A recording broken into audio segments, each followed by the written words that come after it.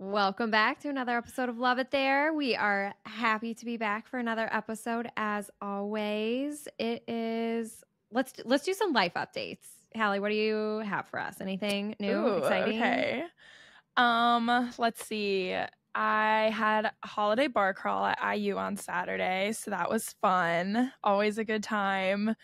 Perfectly timed right before finals. I don't know whose idea that was, but honestly, a lot of people here like don't even have finals this week. So Who put this on? like put the bar crawl on? bars. Oh, okay, they collab and like do it together. So it's not like a school affiliated thing, but right. Yeah, so that was on Saturday. And then since then, I've literally just been studying for my biochemistry final, which is on Wednesday. By the time you guys are listening to it, I will have already taken it. So maybe send some good energy out that I did well. I don't know how it's already be done. It'll send some good energy to whoever's grading you that to my past self that Right. I killed it. Even though I'm probably not going to, but that's okay. Hallie's the worst. This is everybody has somebody like this in their life that takes an exam and goes, oh my gosh, I literally failed that. She'll be like, no, Kelsey, seriously. Like I actually did so bad. And then she'll get a 98%. Okay, I really did used to be like that. But I feel like now I have like a much better understanding of like how I'm actually going to do. Like I feel like now I'm pretty realistic. No, you still literally do that. Okay, well, yeah. But another update is Christmas wish list update. A boyfriend got me a digital camera. If you listened last week, I said digital camera was on my wish list. And I also, like, in last week's episode, kind of gave him a hard time because I was like, oh, he, like, never listens to the podcast. Like, whatever. Like, he doesn't listen. And then so he, like, it is confirmed the boyfriend listens to the podcast. Yeah, so sorry literally that I gave you a hard time.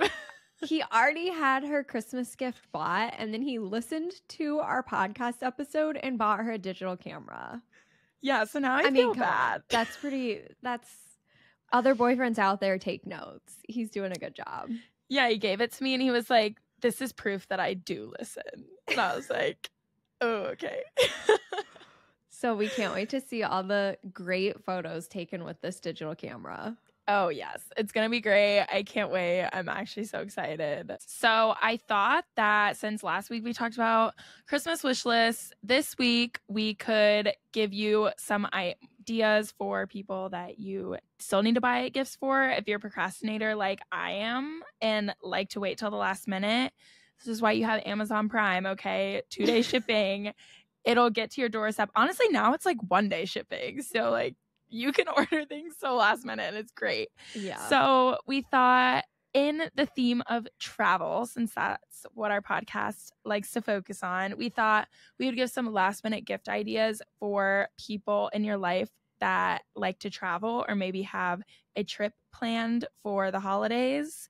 So we actually made an Amazon storefront that we're going to like put some of our recommendations in so you can have like direct links just to make it easy. So we'll put that on our Instagram. So be on the lookout for that in case you need some ideas. But we're just going to run through like some of our top recommendations real quick.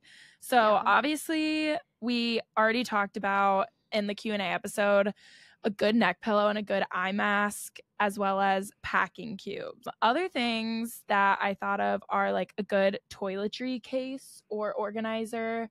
There's a good one that Kelsey actually has that is what made me think of this, that like unfolds and you can hang it on a door. So that was the first for traveling because a lot of like small little Airbnbs or a lot of European bathrooms just have a pedestal sink. So they don't have a place for you to like set out your toiletry bag. So just being able to hang it somewhere and have all your stuff like easy access is so convenient.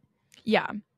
The second thing is reusable toiletry bottles. So like mini 3-ounce things that you can like put your shampoo in. So you don't always have to go buy the like extremely overpriced mini bottles from like Target or wherever that are always so expensive. Also outlet adapters. I also talked about this in the Q&A episode briefly, but I found one on Amazon that plugs in to like a variety of different outlets and for like a bunch of different European countries. So it's just like all in one place, which is convenient. And then the last thing that I found, which I didn't even know this was a thing. I found this when I was like looking up links for the other items that I thought of, but there's like a handheld weight scale. So you like hold it in your hand and then there's a hook and you can attach like your bag to it. So you can see if your bag is over 50 pounds or not. Yeah. Because that's like the most stressful thing about traveling is getting to the airport and being like, ooh, is it going to be over? Am I going to have to unzip my bag and like take out my pants and like expose my entire luggage situation to everybody in the airport around me? Like, yeah, that's so true. Because Jackson is the type of traveler that refuses to do that. So if our bag is more than 50 pounds, we're paying the extra fee. So if we can just weigh it beforehand to avoid that embarrassment, that's good. So, okay, the couple things I thought of. So yeah, on the same line as Hallie talking about doing like toiletry case or reusable toiletry bottles. If you're like, you know, we are talking about like gifts for people. So if that's like just getting these empty toiletry bottles is not like that exciting for people, I know for at least for like female skincare like products and stuff like that, a lot of companies sell cute little like bundles of like mini sized things. And most of those are going to be like travel size or like TSA approved. So those would be great gifts for your travelers. Another thing I thought of is a good pair of sunglasses, because I feel like especially if people travel a lot, sunglasses get broken, they get lost, whatever, and people might need a new pair of sunglasses. And I especially like Gooder, the brand Gooder, because they're like cheap and they have a bunch of different styles. So if you're like an active traveler or like that was nice when we were like hiking or doing like the Via Ferrata thing, because if they like, these are really good and they don't fall off your face, but if they like got scratched or whatever, it's like they're cheap, it doesn't really matter. So I feel like that's a good gift. And that actually segues us into the sponsor of this podcast. So if you are looking for a pair of sunglasses, you can use code LOVEITTHERE for 10%. No, I'm just kidding. Like, how long is she going to go? We are not sponsored. But we're just giving free sponsorship away right now. So, but Gooder, if you hear this, let us know, because we are in the market for some sponsorship. I love my Gooder. I actually love my Gooder sunglasses. They're so great. My head is small, so I always have sunglasses that are too big for my head, and these do not shift off my face at all. So yeah, if you've never heard of the brand, I think it was like originally made for runners, right? Yeah. To not bounce up and down on your face. And that's why they're so light. So if you like are active in any way, like our mom plays, well, both of our parents play pickleball, but we've like tried to get our mom to like get them for when she plays pickleball, because they're just like really good if you're like being active but still want something to wear. Okay, that's the only free advertisement you're gonna get, but everybody will know we're talking about those when we talk about sunglasses. Okay, my last thought that I had was athleisure, or specifically like a go-to airport outfit. So I have this pair of sweatpants that I pretty much wear every single time I'm flying, because they're really, really lightweight, thin material, but they're pants. I hate sitting on those seats, the airplane seats with like bare legs, or like wearing shorts or something. Yeah.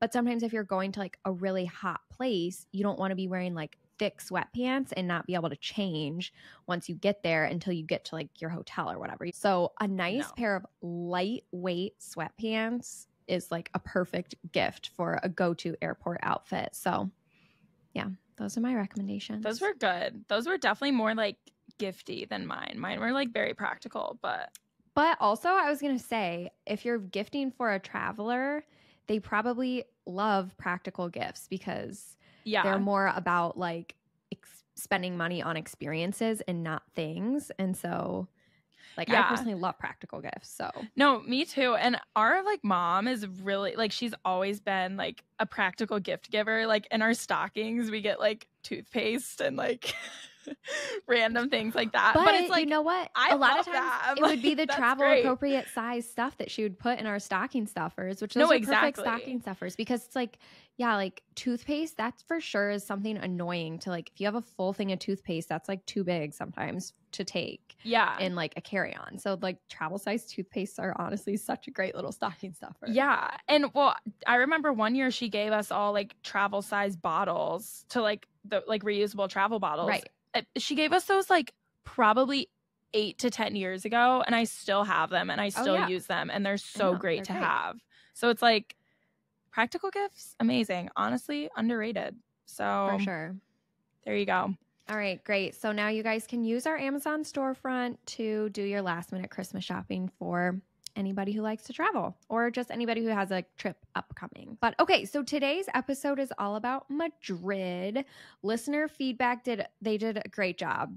We have lots of listeners that A, requested Madrid, and then B, gave us lots of good recommendations for what they experienced in Madrid. And that really got me and Hallie thinking. I mean, it truly revealed how versatile a city Madrid is and how each visit can be distinctively individualized depending on the type of traveler you are. So when we got all this feedback from the listeners and recommendations, we decided we're going to kind of divide this episode up into different categories for like each type of experience you can have in Madrid. And then we'll take you through each category by category, and you can kind of mix and match and create your own experience when hopefully you go to Madrid someday. Yeah, so before we get into it, I just want to do like a disclaimer. We, like Kelsey said, we received a ton of recommendations from our listeners. So we're going to go through a few in each category, but instead of like listing every single one out, first of all, that would take forever. And second of all, it's not going to be very entertaining. So we're going to post like a list on our Instagram by category and just like list out every single recommendation that we got. So that way it's also like typed out so you can like do your own research and search up the names. It's just easier. Because a lot of them are like bars, restaurants, stuff like that. So like the names, a lot of them are Spanish names, so they're just going to get jumbled. It's going to just be easier for you to have them written down. So check back on the Instagram. That'll be a post at some point. Okay, so the categories that we're going to cover today are friends / college / study abroad, heavy on the nightlife. That's category 1. And then we'll get into relaxing / romantic. That's another category. And then adventurous, and then the foodie, the historian, and then the classic tourist. So hopefully you can kind of put yourself into one of these categories, or maybe a combination of more than one to fit your ideal vacation. Perfect. Okay, let's get into it. Enjoy today's episode on Madrid, Spain.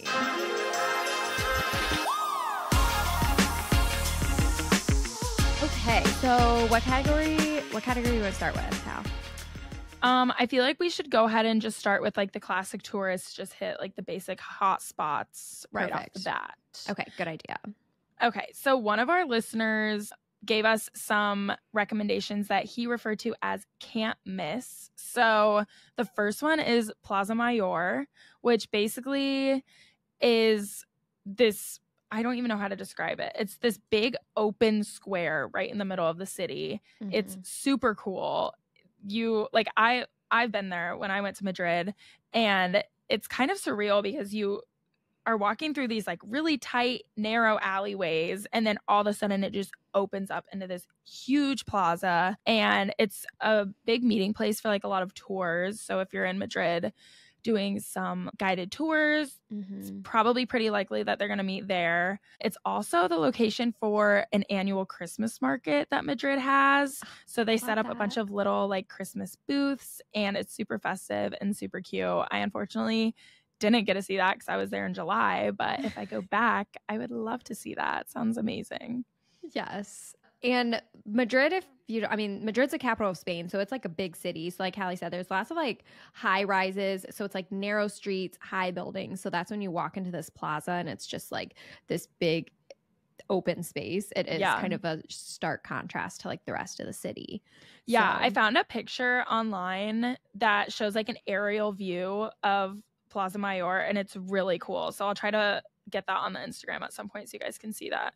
Perfect. Another kind of big open space is called Puerto del Sol, and it's kind of Times Square adjacent, I felt. It's really busy, bustling, tons of people there. It's surrounded by shops, but that is actually like the geographical center of Spain, center of the country. There's a little plate on the ground that's kilometer 0. So it's the starting point for all of the major roads in Spain that start at this point. That little like plate on the ground is so small and it's very anticlimactic. It's just, it's not like this huge big monument. So that's not that cool. I think just the knowledge that in the middle of this square is the very center of Spain is kind of cool.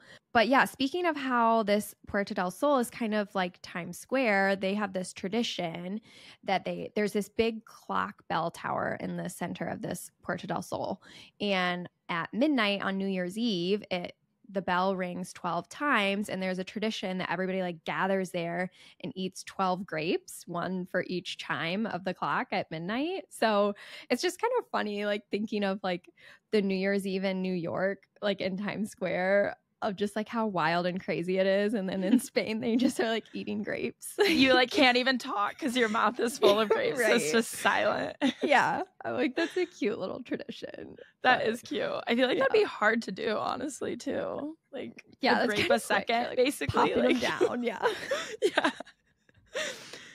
Okay, another thing that was recommended are both the Atlético de Madrid and Real Madrid stadiums. If you're a soccer fan, or football, as they like to call it, these stadiums are like basically American football sized stadiums. Like they're insanely large. It's crazy. To go to a game, though, if you have the opportunity to do that would be awesome. I know.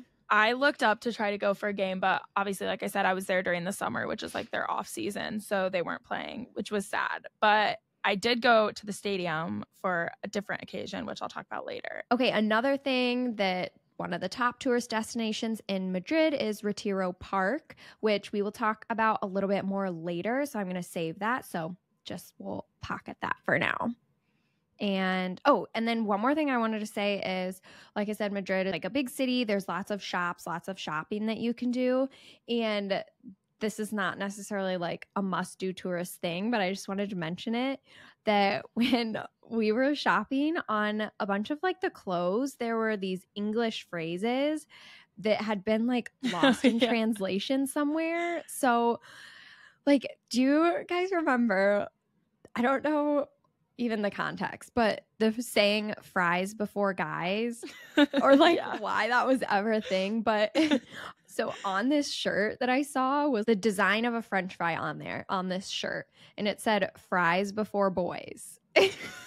I'm like, just somehow English phrase got translated to Spanish and then probably got translated back to English to be put on this shirt, and it just like got lost somewhere there. And there were several of those, just like walking through these shops in Madrid and seeing you're like those kind of things. That's just not. But I'm just like picturing just some like little Spanish girl being like, oh, this is so great, and like buying this shirt that just says fries before boys. I'm like, it's just funny. Okay, so let's move on. So that's kind of like doing the top touristy things in Madrid. Let's move to more of, like Hallie said, a little bit heavier on the nightlife. So if you're going with like a friend trip, or you're in college going to Madrid, or you're going to study abroad there or something, Hallie will be able to tell you a little bit more about these recommendations. I did not go out in Madrid at all. Like I said in our Alcala episode, that's where I went out. We never ventured into Madrid to do this, but Hallie's a little bit of a wild child. So here, we'll get to hear her stories now.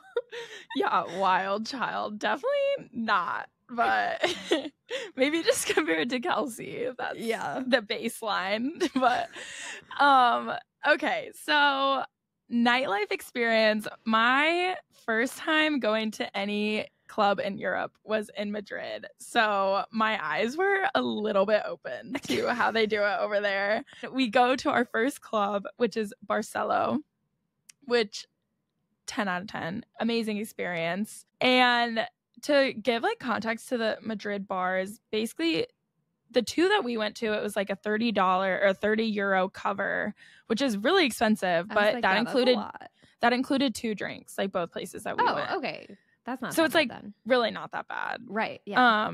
But Yeah. So we get to this bar and it's great. We're loving it. The people on one side of us are from France. The people on the other side of us are from Belgium. The people behind us are from Israel. It was like crazy. Like, we're like, wow, this is such a cultural experience. So we're like dancing, whatever. I'm with my girls. And this was just like the first time that my eyes were opened to how different European men are from American men. Okay. They are so like forward. They just yes. They just like, if they see what they want, like they're going to go get it. And like, I don't know. Maybe that was single at this time. So even though we've been talking about her boyfriend, this was 6 months ago. This is back in time. I was very single. So we're like dancing, whatever, like me and my friends having a good time.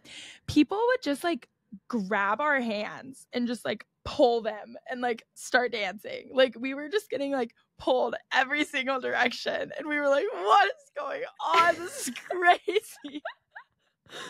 And it's like, I don't know. It was just very, that's like, fun, I feel though.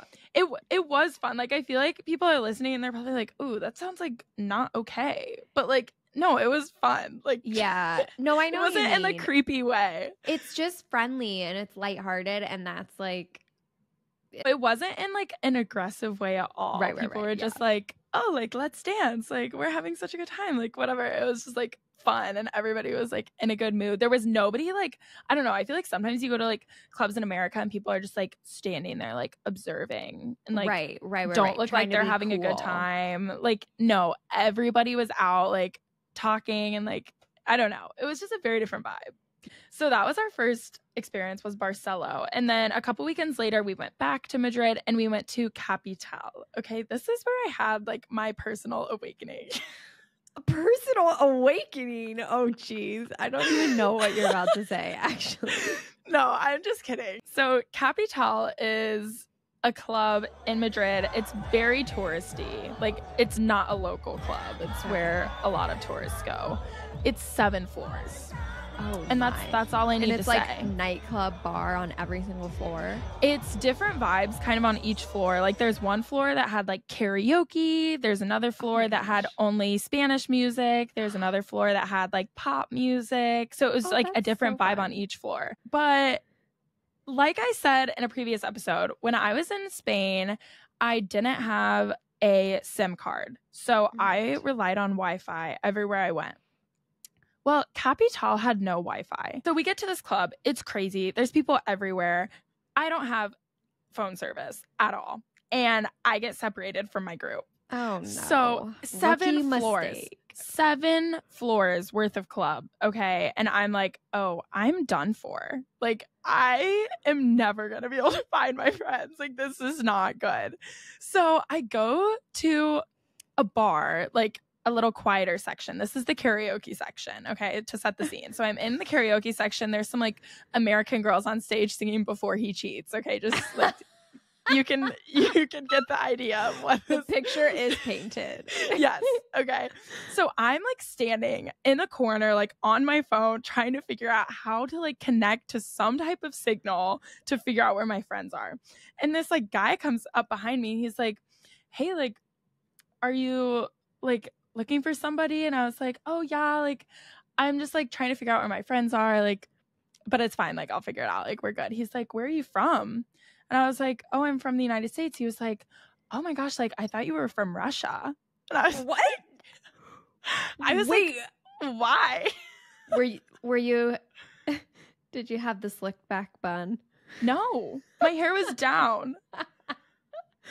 The long, like, I mean, I guess my hair is like Russian kind vibes. Of blonde, but yeah. So I asked him, I was like, why do I look Russian? I've never gotten that before.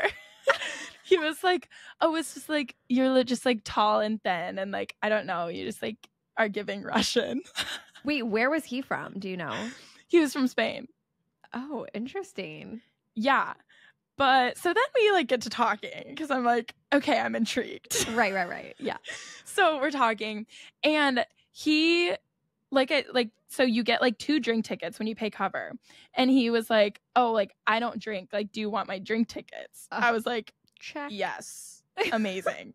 So whatever. He's like getting me a drink. We're like catching up. So I find out he's from Spain. He like goes to school in the US, but he's like very strange. But anyways, I end up asking, he gives me the drinks and I ask him if I can use like his phone hotspot so I can like find my friends. So this guy ends up saving the day, okay? Because then I get phone service and then I'm like able to figure out where my friends are. So and we like take meet his drink tickets and you ditch him. You say, thanks for the hotspot. Yes. Bye. I was like, oh, here are my friends. We're going to go down here. Poor guy. So yeah, I know. So I'm reunited with my friends and this was like very beginning of the night. So we hadn't even like really explored anything. Like I literally immediately got split up. I don't understand how you got lost at the very beginning. I don't either. There were so many people and like so many different places you could go and I just like got lost somehow. Oh gosh. So I'm with my friends. We go down to the first like main floor, which is like EDM club. Like everybody's like raging, like whatever. It's great. So we're down there. We're having a good time.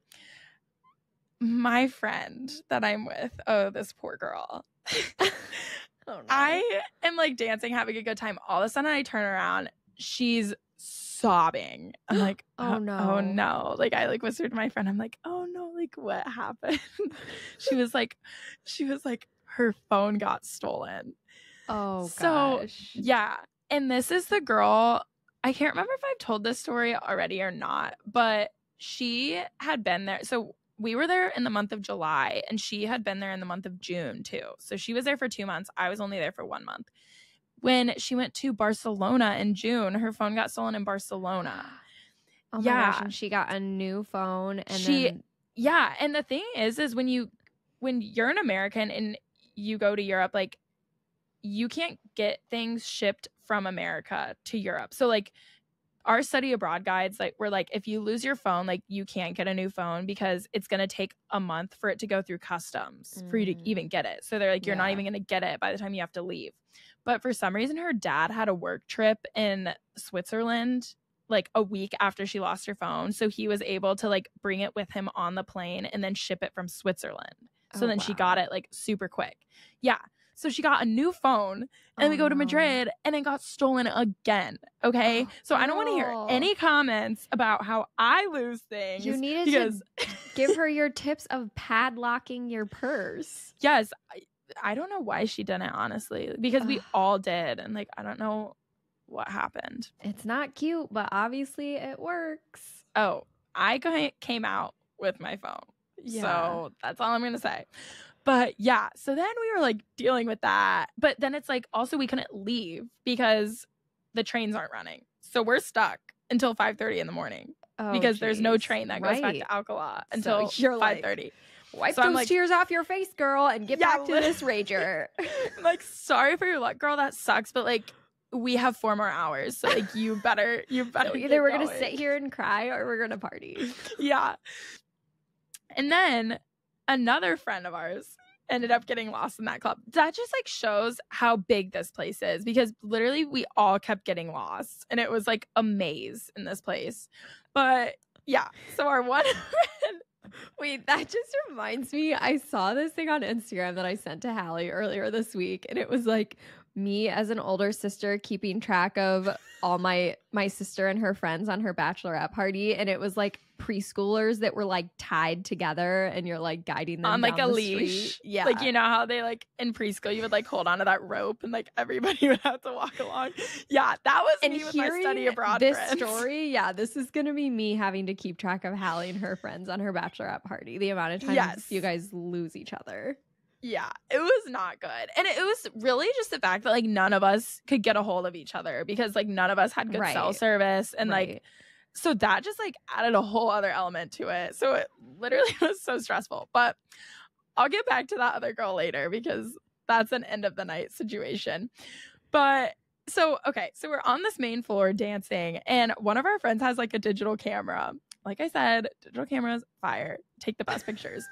But every single picture that we tried to take, these like random guys would get in the back of every single one. Like they would see like a flash go off, and for some reason, like every single guy would be like, "Oh, like let me get in the picture. And so we have so many pictures with these like random guys that we like don't know who they are. And so I'll post some. There's some really good ones. Like I said earlier, European boys, a little unhinged, but also me. I'm a little unhinged. So, Oh, geez. So we're dancing, and I like turned to my friends. I was like, I'm gonna go find some guys to talk to. Like, does anybody want to come with me? So my one friend, how you get lost.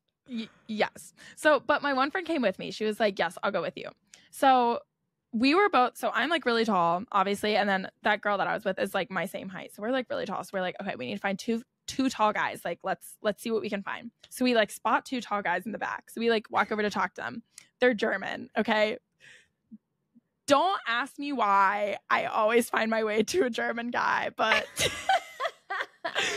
without fail, it always happens. So I like start talking to one of the guys. My friend's talking to the other guy, and we're like talking for a while, hitting it off. Conversation's great. And they're like, oh, like, who else are you here with? And we're like, oh, we have like some of our friends, like they're over there. And they're like, oh, well, like we're here with some of our friends. Like, how many friends do you have? And we were like, we have like two other friends. And he was like, well, we have two other friends. Like, go get your friends. Line them up. Yeah.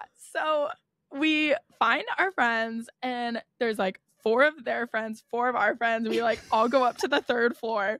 And it was just like such a funny sight because we're like all dancing. And then it's like, I look around and like each of my friends is with like one of their friends. Off with the Germans. Completely paired with the Germans. So I don't know. It was so funny. I swear we were probably up there just like dancing for like 2.5 hours. Like, I don't think we like left. Like, time just flew by. It was great. So yeah, that was just like highlight memory. I don't even know. It was just so funny. But one thing I do want to say is that I feel like I like needed that experience to like experience the European culture, because it honestly gave me so much confidence. Like, I feel like I'm so used to like being here, like, I don't know, maybe this is just a me thing. I feel like my mindset has changed since I've come back. But before I went to Europe, I just felt like, oh, it's like so hard. Like, nobody wants to talk to me. I just like didn't have the confidence to like go up to people and just like start a conversation. But when I went to Europe, I don't know, for some reason I just like didn't care like what anybody else thought. I was like, I'm never gonna see any of these people again. I'm just gonna like go up to people, start conversation. Like, if they don't want to talk to me, whatever. And then it just like made me realize that like that's all it takes. Like, you just have to like go up to people and just like put yourself out there. Fun. Exactly. It's so much more fun when you're not worried about like being judged or what are these people going to think of me or whatever. It's like when you can just live carefree, it's more fun. So it's like, yeah, just bring that back to the US. And what's the worst that's going to happen? They're going to be like, you know, well, like, I don't know. Yeah, it totally changed my perspective, because then I came back to the US and I was like, okay, like if I can get these like European boys to talk to me, like I can get a random like college guy to talk to me. Like, I don't know. It's just mindset shift. Just really changed my outlook. But another thing going on this like mindset, like, I don't know, what's the word I'm trying to look for? Like, not mindset shift. Like new perspective on life? Yeah, like this like epiphany. Okay, I had an epiphany. Okay. Oh, this is that's where what you we're had gonna your call awakening. It. Yes, my personal awakening. Okay. So part of this is because this summer I was listening to this podcast. This is like a little bit of a tangent, but bear with me. I promise I'm gonna like get back to like the end, the main point of this. So I was listening to this podcast all summer, and if you are a single girl listening to this podcast right now, if you are single, I don't care if you're not looking for a relationship or if you are looking for a relationship right now, you need to listen to this podcast called Date Yourself Instead. Look it up. Totally changed my mindset on everything. Gave me so much more confidence. And yeah, I don't even know how to explain it. Like, basically I was always so like anxious about relationships. Like, relationships gave me so much anxiety, the thought of them. I was just like not like confident enough in myself, like whatever. I listened to this podcast and I haven't had that problem since. Like, it just like totally changed the way I think. Well, I was going to say, I imagine it's basically like learning to love yourself and being confident in who you are and stuff like that. Yes. And then you're going to be a better version of yourself for people to want to date at that point. Yeah. Anyway. Basically what this girl does is she like talks about all these like horrible dating experiences that she's had and like what she's learned from every single one. And then like how she's had to like change her mindset after each relationship. And it's just like, basically it's this girl just like hyping you up and telling you what you need to hear. Right. So if you need that, go listen. I've literally recommended it to all my friends because changed my life for real. Your life. That sounds so dramatic, I know, but it literally did. Okay. Anyways, that's my 2 cents on that. If you're in Madrid, go to a club. It'll give you some confidence. It's great. Moving away from the club scene though. Oh, actually one more story. We leave Kapital and my friend that was like crying because she was lost, she's like never recovered from that. Like we found her, but she never stopped crying. So we're like walking back to the train station and we stop at a churros stand and she's like ordering her churros, but like still crying. And the guy at the churros stand is like so scared. Like he was like, what is happening? Because he was like trying to order churros, but like mid sob. Oh my gosh. That's just the alcohol that's making her cry. Oh, 100%. Like everything was fine, but she just like couldn't recover. Nobody can be that sad eating their churros. Yeah. And then we got on the train, made it back to Alcala. It was great. Everything was right in the world. Everything was right in the world. But yeah, that was Kapital. 10 out of 10 experience. It was great. Amazing. Okay, so Barcelo, Kapital, great recommendations for friend trip or if you're going in college for a little bit of nightlife.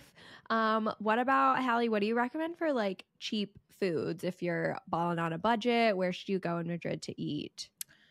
Okay, so one that I went to, we went here multiple times, is called Tacos al Pastor. This is like super well known. Like pretty much if you've been to Madrid, you've probably heard of this.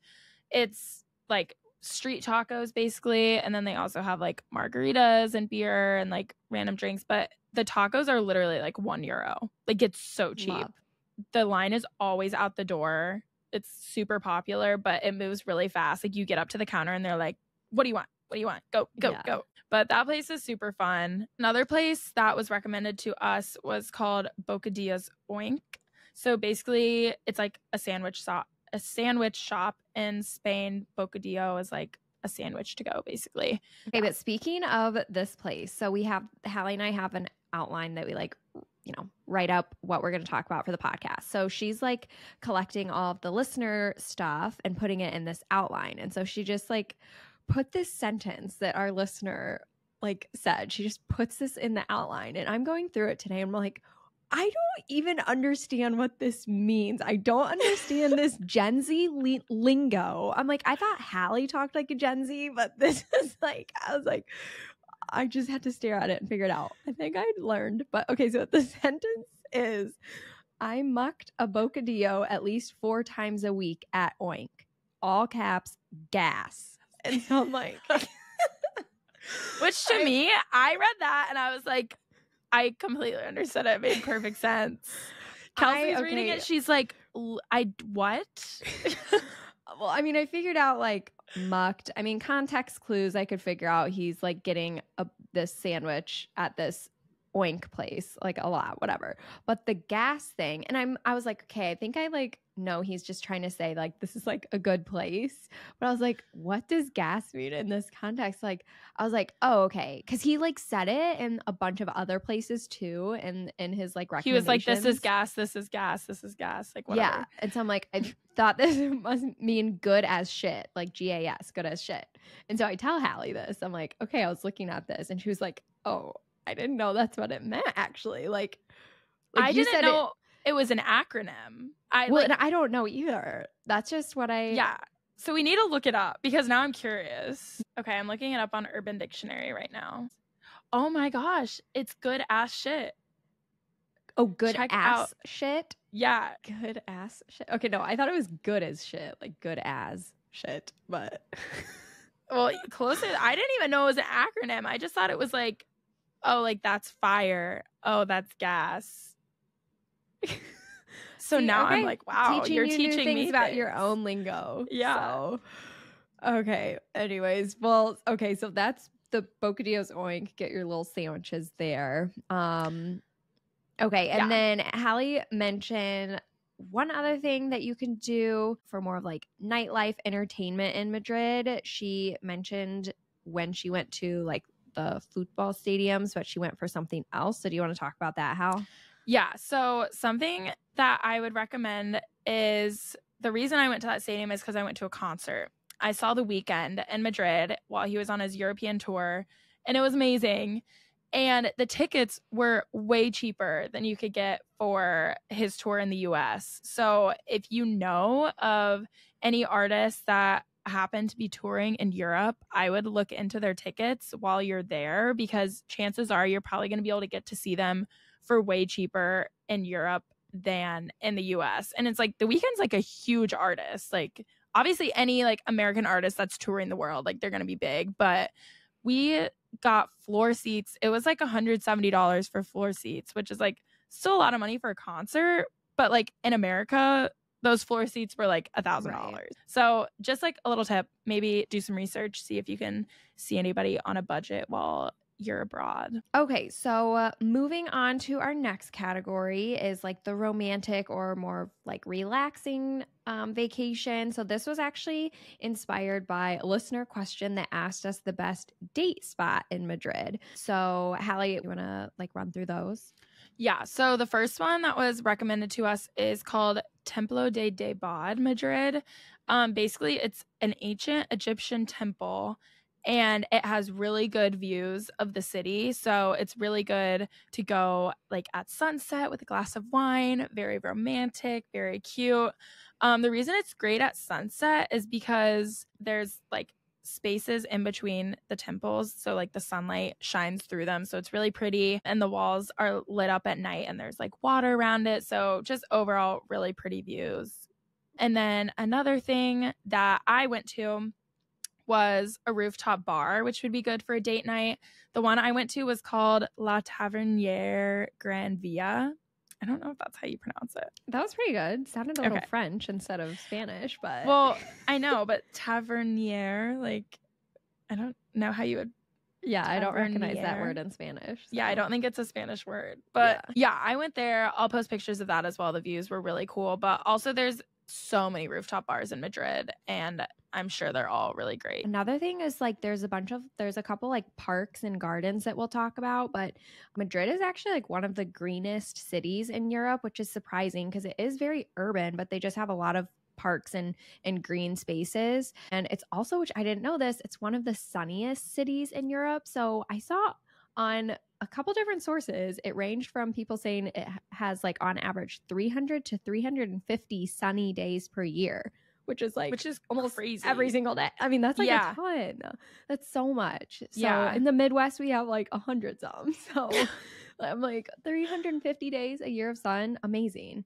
So these parks are like almost always just like beautiful because the sun's just shining down. So the most famous one is Retiro Park. Do you want to talk about that one, Hal? Yes. I feel like a good comparison of it is Central Park, just because it's basically this giant park that's situated right in the heart of Madrid. Mm-hmm. So it's 350 acres, so a little smaller than Central Park because Central Park is 840 acres. But still, I mean, it's huge. Mm-hmm. There's like gardens inside of it, monuments. There's like trails that you can walk on. There's a lake where you can like actually rent like little paddle boats. So that would be super cute for a little date.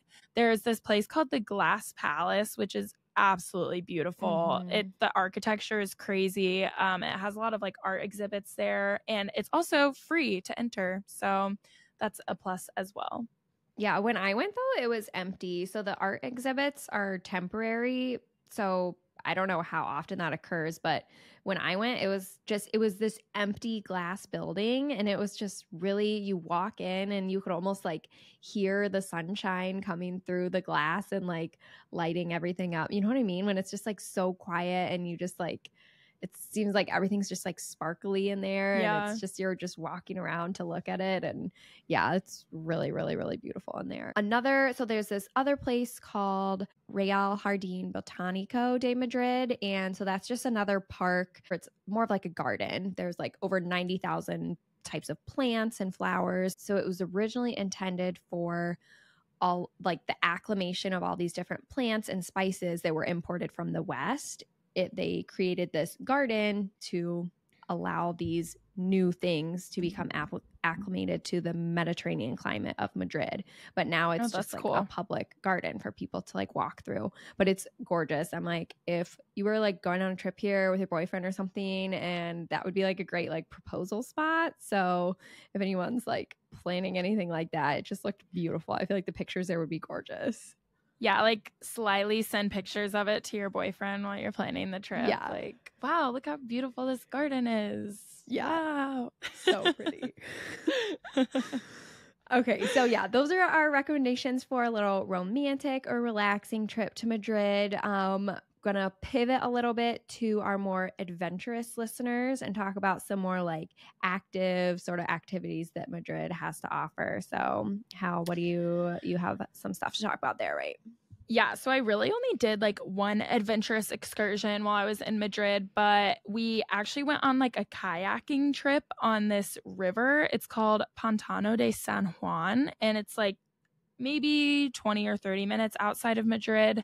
But it was beautiful. I got some really great pictures and it was really fun. A lot of people had like big sailboats out there. There's also like a beach there. Like a lot of people just like went there for like a public beach just to sunbathe. So that was great. It's where the infamous red bikini picture was taken, if you remember when that was brought up a couple episodes ago. Hallie's red bikini picture. Yeah. Wait, yes. I forget did we actually talk about it? We brought it up because I don't remember. Anyways, yeah, this was when Hallie texted me the picture and was like, can you tell I haven't pooped in 5 days or something? Is when she was in this red bikini that she ended up posting on Instagram. Yeah. Yes, my kayaking adventure. So you just like it's like normal. You like pick up your kayak at one spot and then you kayak down the river and then you drop it off and then you can like lounge at the beach and stuff like that. We did like an out and back, but it was really pretty because this river is like, it's like a ravine almost. So you're surrounded by these like mountains. So it's like really pretty. Yeah, it was cool. Different than canoeing in the White River in Indiana. White River kayaking where it's just like this random like stream. Yeah, this brown stream. Like no, it was really pretty. It was cool. It was worth it for sure. Okay, and then another thing that was recommended was Casa de Campo. Let me say that not like an American. Campo Park. Casa de Campo Park. And this park is 5 times the size of Central Park, where the other park, the Retiro Park we talked about, that's more like quaint and beautiful, is smaller than Central Park. This one's enormous, but it has a zoo, it has an aquarium, it has an amusement park with roller coasters, it has a big lake for boating and other like recreational activities. There's tons of like running and mountain biking trails. So there's like a ton to do there, which I had actually not even heard of when I was in Madrid, because I think it's a little bit further outside the city. But yeah, that's like kind of the adventurous, fun things to do in Madrid. Okay, so the next category we're getting into is if you are a foodie. So Kelsey, do you have any of the recommendations for restaurants or good cuisine?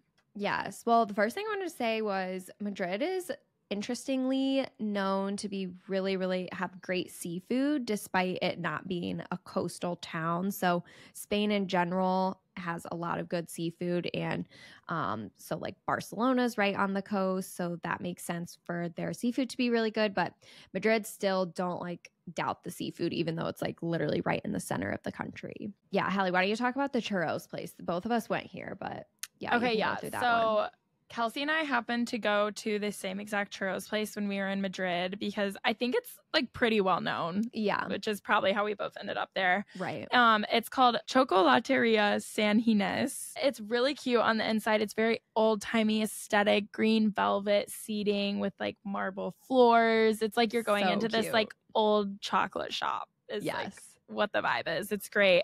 Right next to Puerto del Sol, the like main public square. So super convenient location too if you happen to find yourself in that area. Yeah, the thing about, so when you order like churros and hot chocolate at this place, which is like the thing to get, they have other stuff, but definitely that's what you want to get there. The chocolate, when you think of hot chocolate, you think of like a drink, but hot chocolate in Spain is like literally a bowl of melted chocolate. So yeah, you're just like dipping your churro in melted chocolate and it's the best thing ever. So good. Yeah. Okay. And then I'm just going to run through the next like few recommendations for like the foodie category because it's just names of restaurants. These were all sent in. Yeah. From listeners. So again, these will all be listed on the Instagram, but brunch recommendation, Bucólico, somewhere to go for traditional Spanish food, Fatigas del Querer, Paella, go to Restaurante La Barraca, Tapas, go to Casa Julio, coffee, go to Feliz Coffee, and cocktails, go to Salmon.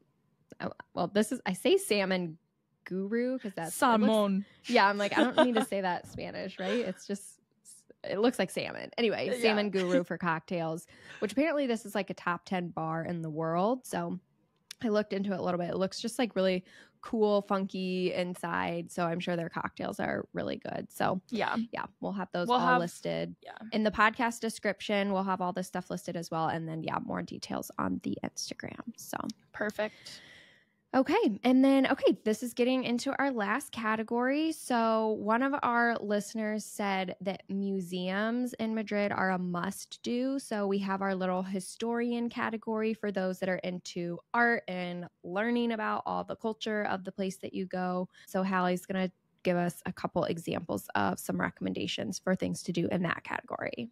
Yeah, one of the most famous museums in Madrid is the Reina Sofia Museum. This was actually like an excursion that my school did when I was in Madrid. I personally didn't go, but a lot of my friends went and they said it was really cool. It has a lot of 20th century Spanish art. So like Pablo Picasso, Salvador Dali, those are probably some names that you've heard of. So if you're into that, that would be cool to check out. And then another really famous museum is the Museo Nacional del Prado.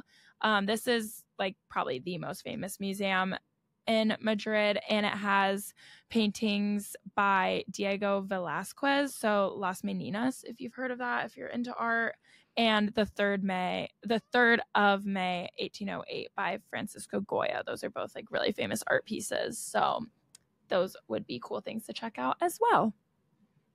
Perfect. Okay, so I think that's our Madrid episode. So Madrid's an awesome place. I know this was a lot, but hopefully, you guys can find something that inspires you to stop by there. I know we have a listener going on her honeymoon there, so hopefully we helped you guys out for that. Oh, perfect. So anything else, Hal? Anything else we're missing? I don't think so. If you've been to Madrid, please let us know. I feel like we covered so many different things, but the city is giant. So let us know if we miss out on anything, because I definitely want to go back at some point. So I would love to hear the best places to go. Well, thanks for listening, you guys. If you haven't left us a review, please don't forget to rate us and leave us a review on Apple Podcasts. It really helps us out. And subscribe to our YouTube. Make sure you hit subscribe or follow on the podcast platform so you don't miss another episode. But I think that's all for today. So we will see you guys next Thursday. Bye.